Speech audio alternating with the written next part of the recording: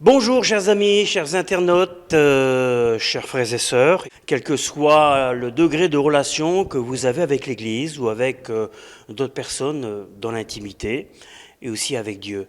Aujourd'hui sur le plateau Plein Zoom, dans le cadre des programmes Autant Savoir, Autant Savoir c'est un peu invité chez nos amis baptistes, en particulier à Roubaix, l'église baptiste 37 rue du Collège, et c'est le pasteur Philippe qui m'accueille. Bonjour Philippe. Bonjour Daniel. Ça va très bien. Merci. Alors, trois questions préalables. Dans le contexte que nous vivons, il y a ce qu'on appelle la réalité sanitaire. Tous les jours, nous en mangeons. Nous en mangeons. Cette réalité qui perdure depuis presque une année a profondément pénalisé, pour ne pas dire freiné, l'organisation des églises locales. Alors, Philippe, quel est, sous ton regard, ou ton opinion, ton sentiment, ton observation sur cette situation actuelle et sur le plan spirituel? Déjà, une chose, c'est que en tant qu'individu, en tant que chrétien, en tant que mari, en tant que père, je suis, comme beaucoup de monde, touché à cause des décès de personnes qui nous sont proches.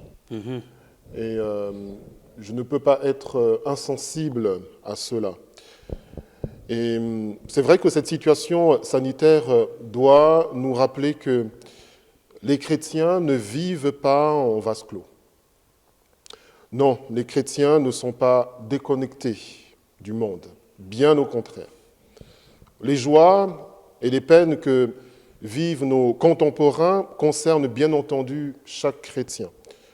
Dans un contexte d'appel à faire du bien à autrui, Jésus lui-même a souligné cette vérité en déclarant que le Père céleste fait luire, fait briller son soleil sur tous les habitants de la terre, sans distinction qu'ils soient bons ou injustes. Et le Covid-19 s'est invité dans nos conversations. L'apparition soudaine de ce mal interroge plus d'un. D'où vient ce mal? Et la tentation est grande de désigner des boucs émissaires, comme cela a malheureusement été le cas par certains en stigmatisant telle ou telle population comme ayant été un foyer de contamination du virus, on dit aujourd'hui cluster. Si certains le font, quant à nous chrétiens, gardons-nous de tomber dans ce piège qui encourage la haine et véhicule les préjugés. Au mois de mars dernier, le président de la République l'avait martelé. Nous sommes en guerre sanitaire. L'ennemi est là, invisible, insaisissable. Il progresse, disait-il. Au-delà de ce nouveau coronavirus, l'ennemi contre lequel il faut résister et combattre, c'est la puissance qui cherche à ôter toute dignité au genre humain. L'ennemi, c'est tout projet de société qui cherche à réduire et à supprimer les libertés individuelles des citoyens. L'ennemi se révèle dans chaque tentative de modifier les lois dans le but d'asservir les nations et les peuples.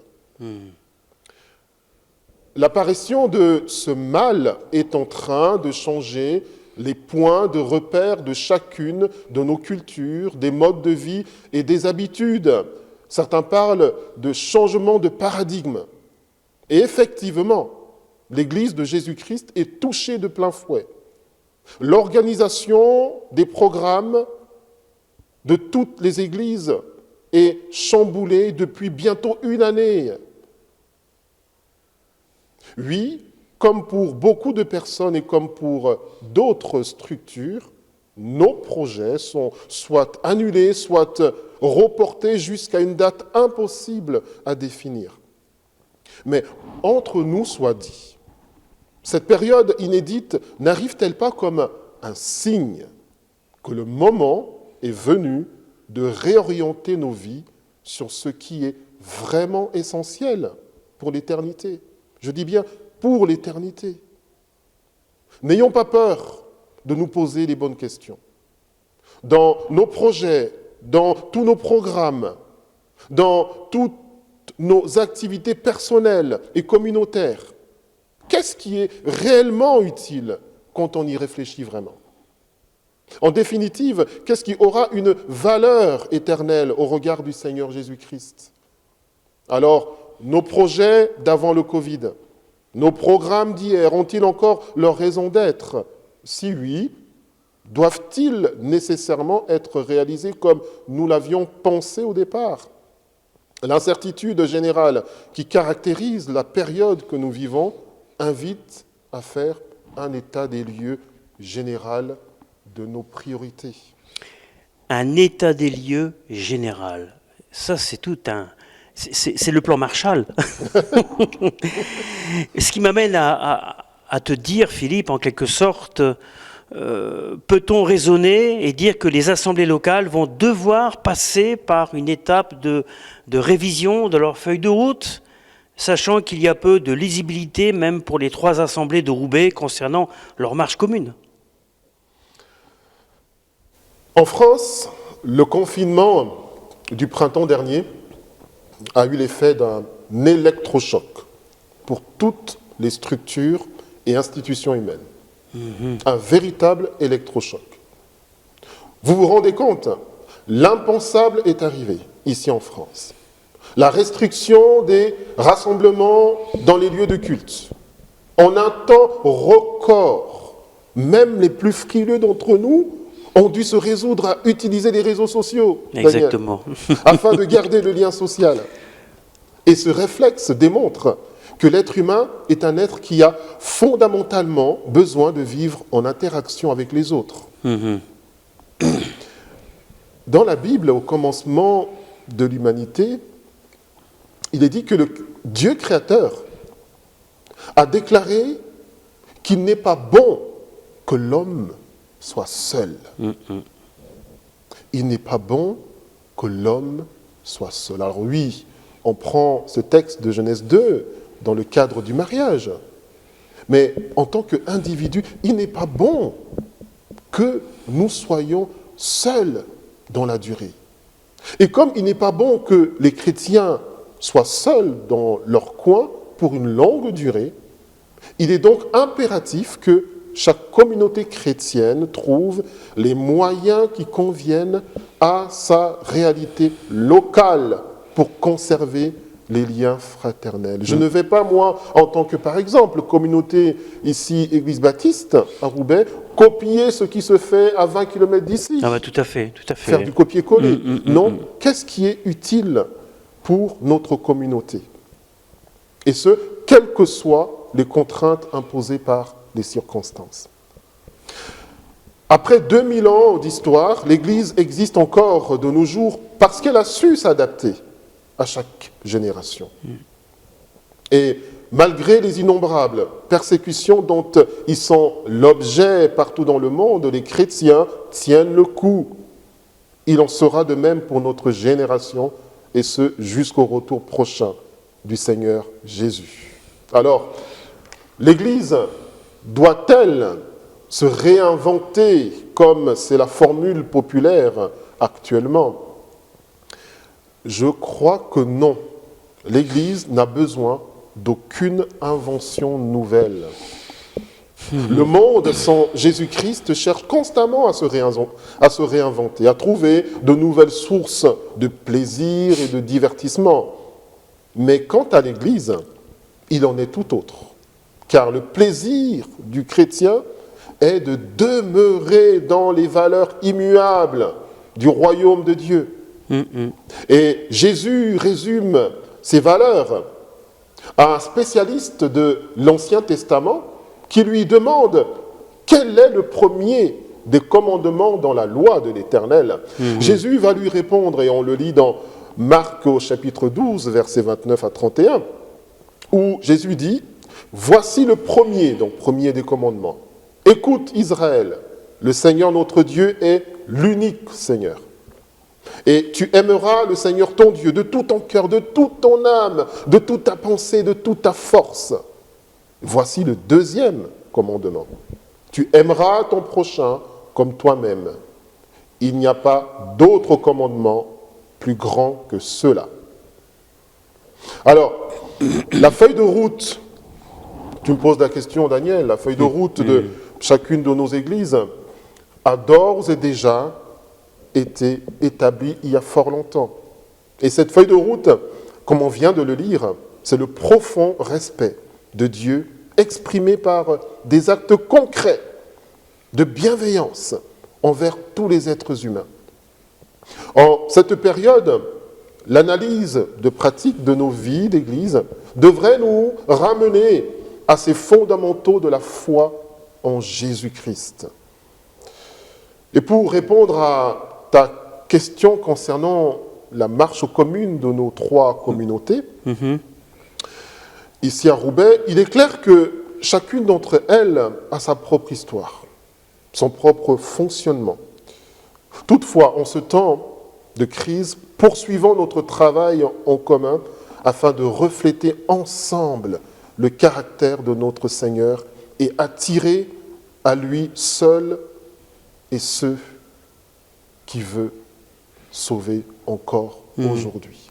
Notre identité en tant qu'Église locale ne réside pas dans la structure, dans le fonctionnement, mais elle réside dans notre action à mettre en pratique l'amour de Jésus-Christ. Ok, donc Philippe, on ne réinvente pas la roue, si j'ai bien compris. Hein, on ne va pas aider Dieu. Hein. Apparemment, c'est ça. Alors, une dernière question, une dernière réflexion. Dans ce cas-là, quelle parole d'encouragement percutante pour les chrétiens qui sont de la place, qui sont de cette métropole lilloise, hein, je vais élargir la question, est-il possible de leur prodiguer afin de maintenir leur foi en la personne de Jésus? Eh bien, une parole percutante, en plus de ce qui vient déjà d'être dit. Je peux parler d'une notion, pour terminer, la notion de la maturité. La maturité.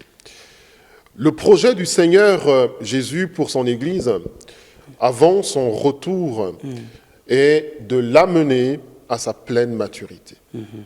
Et un des signes de maturité est la capacité à être enseignable. J'en conviens, il n'est pas aisé de devoir reconnaître que telle tradition familiale, telle habitude, telle pratique d'église était bonne en son temps. C'était la révolution à l'époque, c'était la nouveauté à l'époque, qui correspondait à la structure de fonctionnement, soit de ta famille, soit de ton couple, soit de l'Église. Mais qu'aujourd'hui, sa poursuite freine ou alors empêche l'émergence d'autres bénédictions que le Seigneur a en réserve. Alors, on l'a compris, hein, ce n'est pas de changer le fond. Le fond demeure, c'est Jésus-Christ. Mais c'est la forme qu'il nous faut adapter aux circonstances. Et ce qui va nous aider à passer ce cap si difficile de l'acceptation et du lâcher-prise, c'est ton désir d'honorer le Seigneur. Le Seigneur sera effectivement honoré, il sera aimé et respecté par toi si tu obéis à ce que tu sais être juste de faire pour le bien de la communauté et sa croissance. Peut-être que tu vas me poser la question, là, toi qui nous écoutes, mais qu'est-ce que je peux changer alors dans ma vie, dans ma famille, dans mon couple, dans l'Église?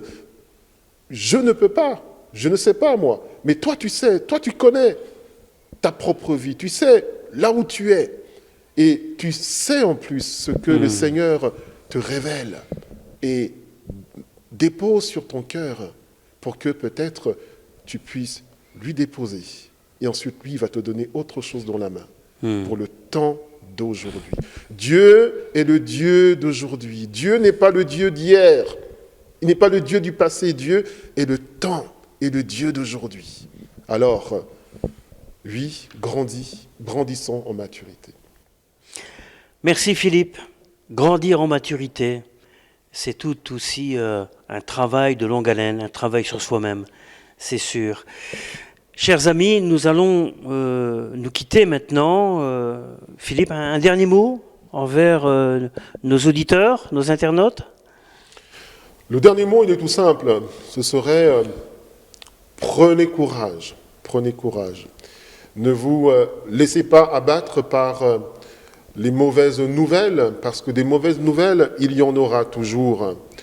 Ne nous laissons pas abattre par des chiffres alarmants, parce que des chiffres alarmants, il y en aura toujours.